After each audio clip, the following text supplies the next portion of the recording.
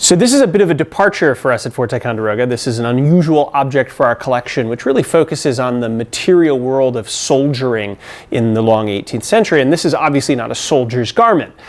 This is in fact a quilted woman's petticoat from the middle of the 18th century.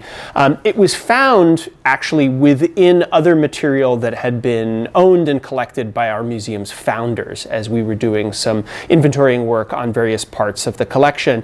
And once we opened this, it hadn't been really seen the light of day, I think, for more than half a century, we realized what a remarkable piece we had, because this is not just a quilted petticoat, it's a quilted petticoat with a lot of specificity in it. And what makes this so compelling for very many reasons is that at the center of the petticoat here, amidst a sea of floreate designs, flowers and vines and animals kind of exploding across the front of this, we have the royal arms of Great Britain.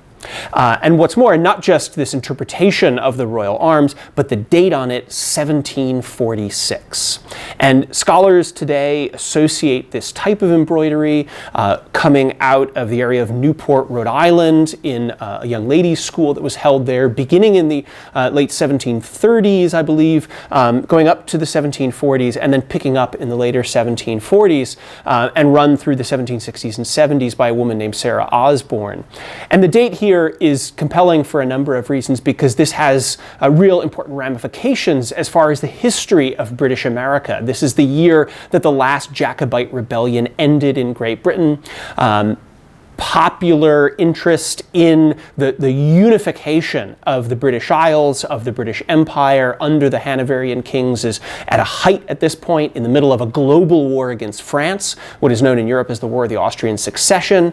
And this kind of patriotism is displayed by this woman literally front and center. She is wearing her allegiance on her garments, and this exposed part showing the British arms, dated to 1746 right here at the front, would have been a really powerful statement. And it reminds us that on the eve of the Revolutionary War, this is already a few decades old by that point, but on the eve of the Revolutionary War, Americans felt that they were Britons, that what they were agitating for against the British government were their rights as English subjects here, believing that they were the freest in the world. And it takes even a few years into the conflict that we know as the American Revolution for this to change and for Americans to think of independence as one of the goals of this campaign.